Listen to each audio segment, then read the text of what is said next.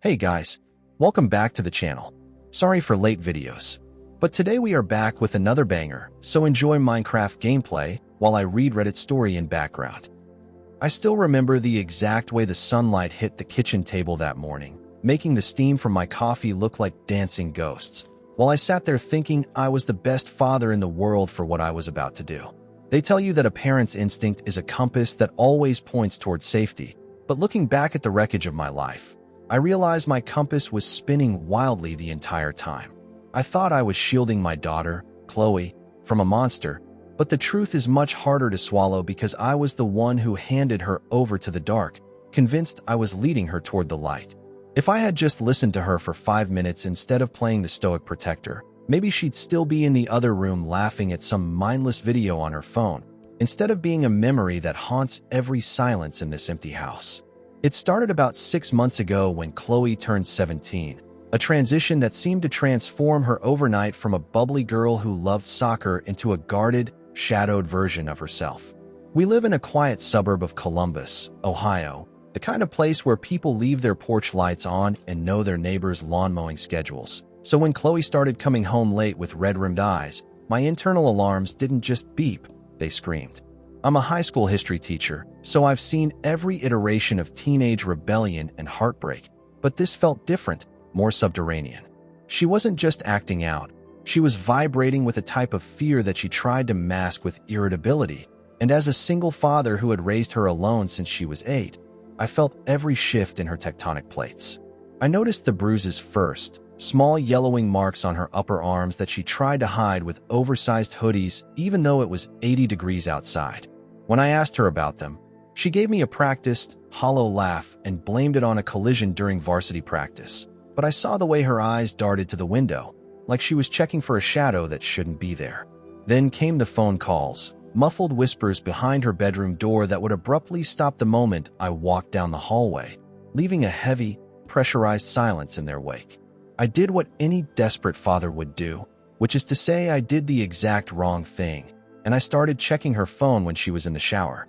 I found messages from a guy named Marcus, someone I'd never heard of, and they weren't the kind of sweet, annoying texts you expect from a high school romance. They were possessive, erratic, and filled with a strange, coded language about debts and loyalty that made my blood run cold. One message in particular stood out, where he told her that if she didn't show up at the old quarry on Friday night, he'd make sure I found out the hard way what she'd been up to.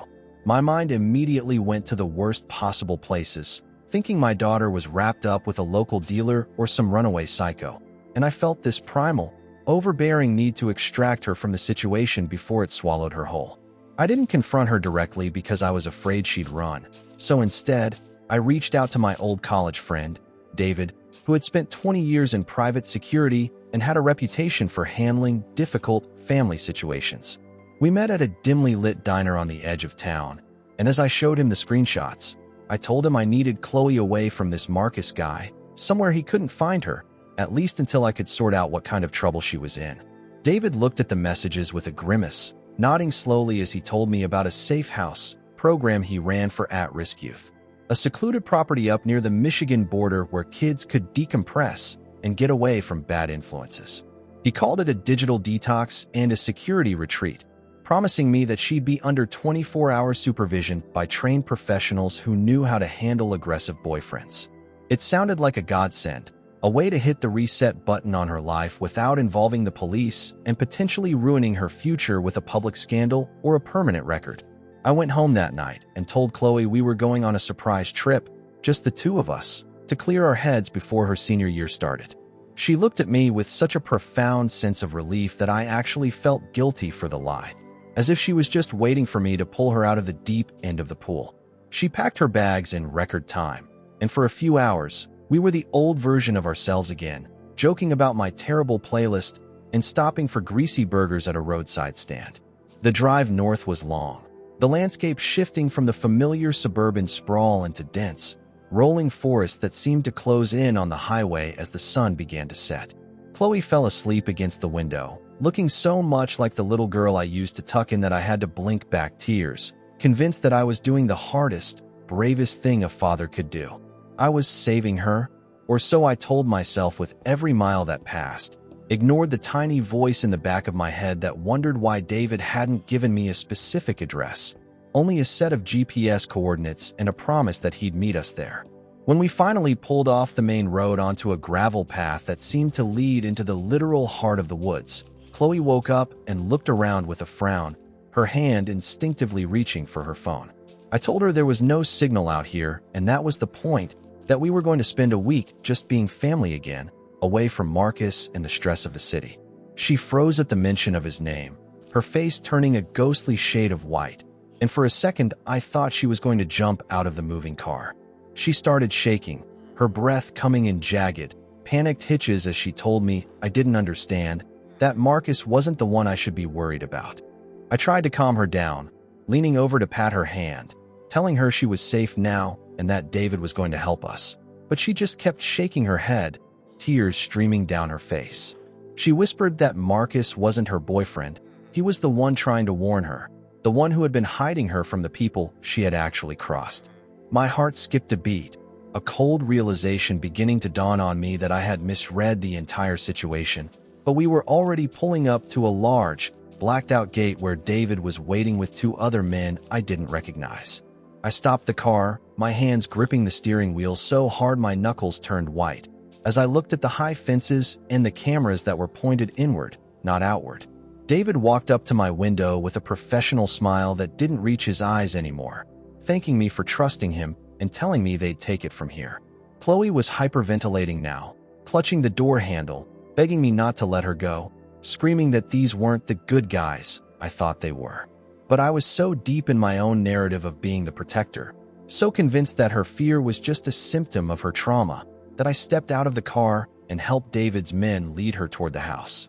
I told her I loved her, that this was for her own good, and that I'd see her in a week when everything was settled. As the heavy steel doors closed behind her and I stood there in the dust of the driveway, I felt a hollow ache in my chest, but I pushed it down, convinced I had just saved her life, never realizing I had just walked her into a cage I had paid to build.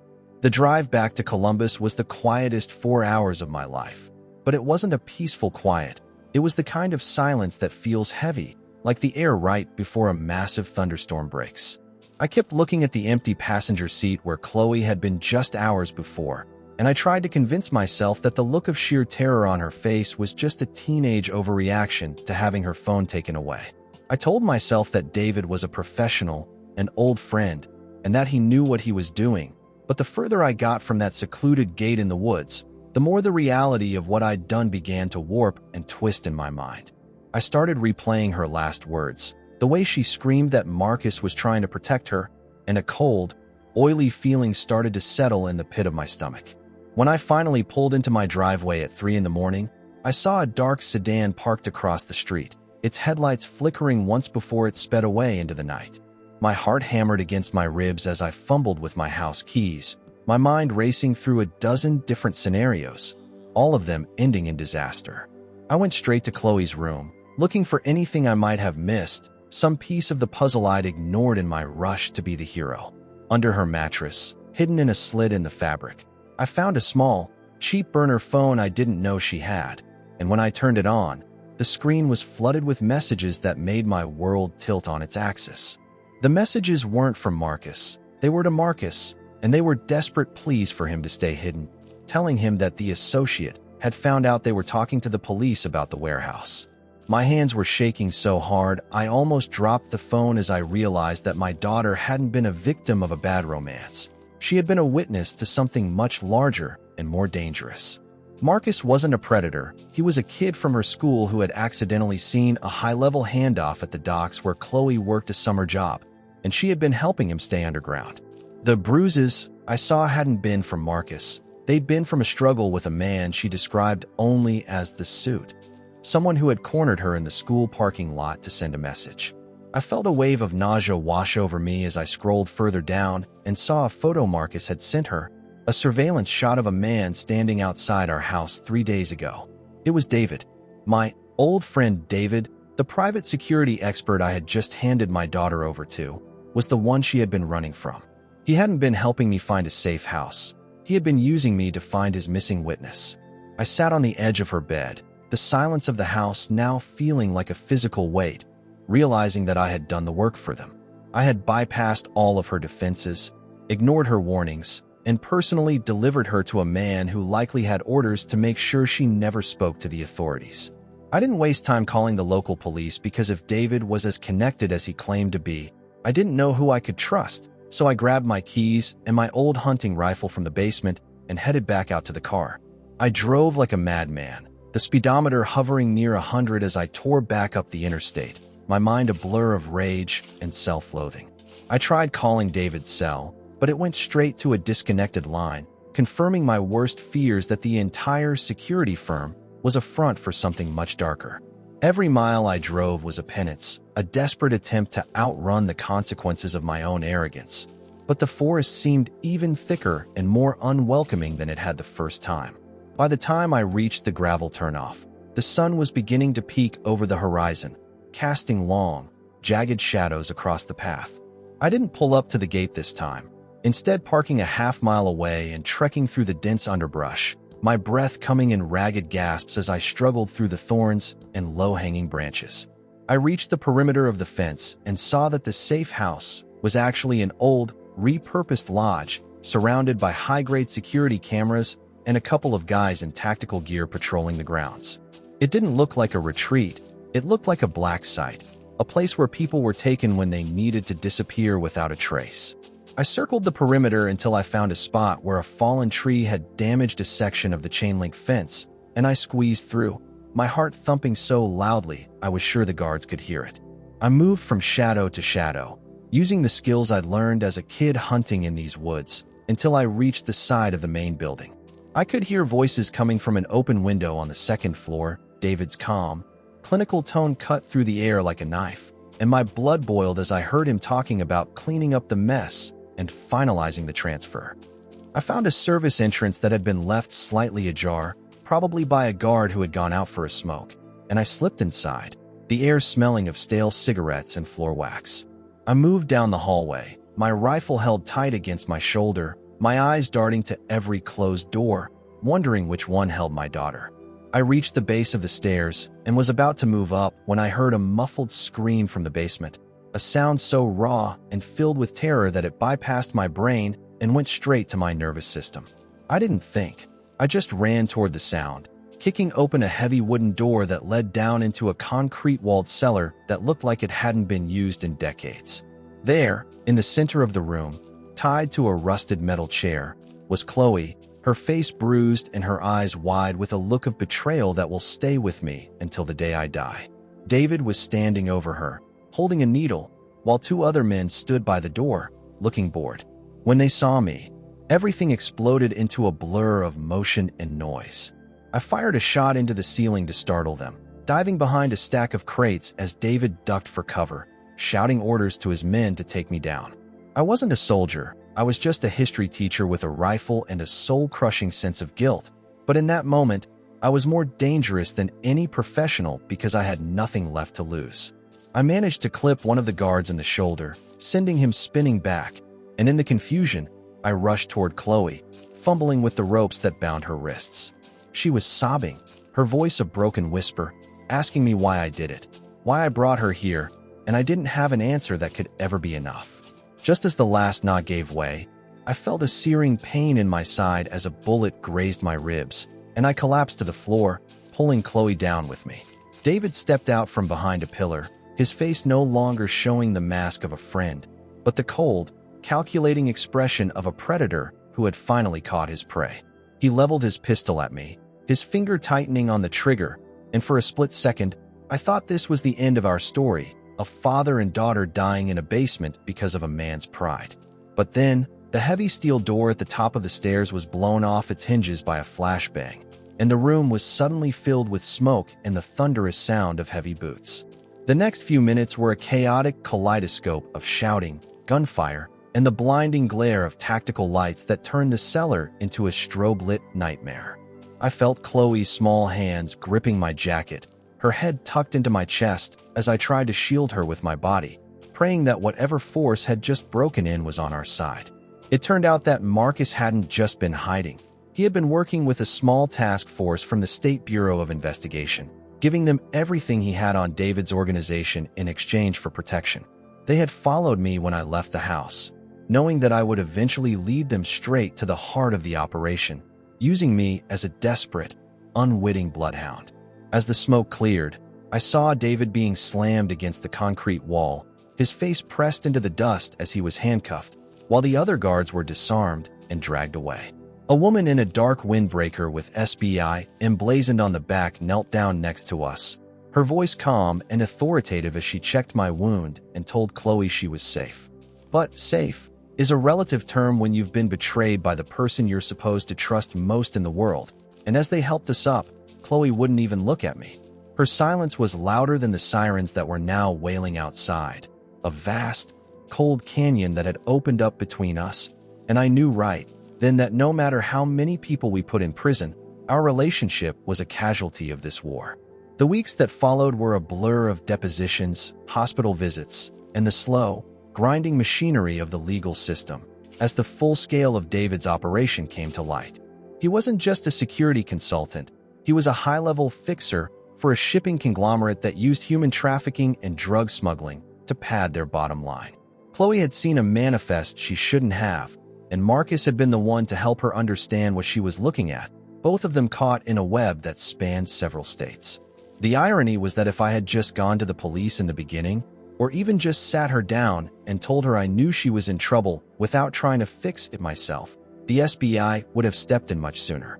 My desire to keep it in the family and avoid a mess had nearly cost her everything.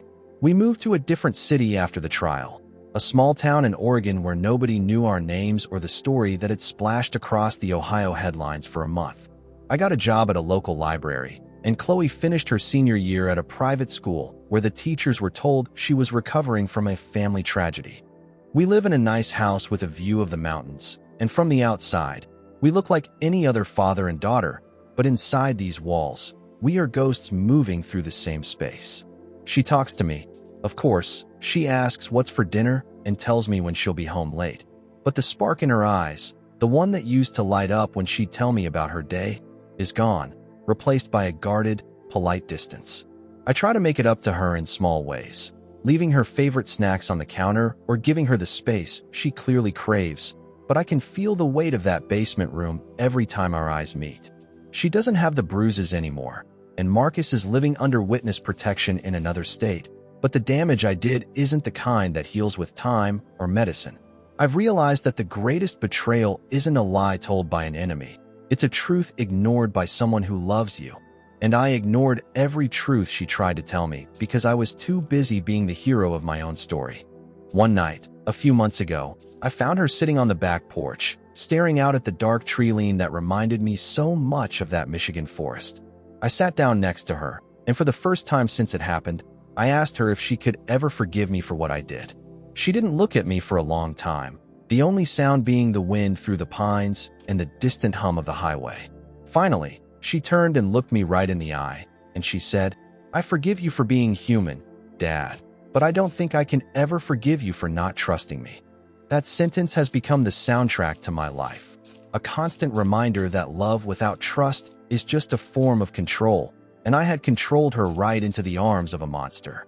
I still wake up in the middle of the night sometimes, drenched in sweat, hearing the sound of that heavy steel door slamming shut, and I have to go to her room just to hear her breathing, to confirm she's still there. She's alive, and for that, I am eternally grateful to a God I'm not sure I believe in, but she isn't my Qley anymore. She's a survivor of her father's protection, a woman who learned the hardest way possible that the people who say they're saving you are often the ones you need to run from the most. I spend my days now wondering if there's a version of this story where I did things differently, where I listened to the tremor in her voice instead of the ego in my own head, but history doesn't allow for rewrites. I am a man who tried to be a shield and ended up being a sword, and now I have to live in the quiet aftermath of the destruction I caused. Sometimes, late at night, I see her looking at old photos of us from before the world broke, and I see a flicker of the girl she used to be, but then she catches me watching and the mask slides back into place. I saved her life, I suppose, but in the process, I destroyed the only thing that made that life worth living for both of us. And that's a debt I'll be paying until the day they put me in the ground. I thought I was the one keeping her from death, but I realize now that death isn't just the end of a heartbeat. It's the end of a connection, and I was the one who pulled the trigger on ours.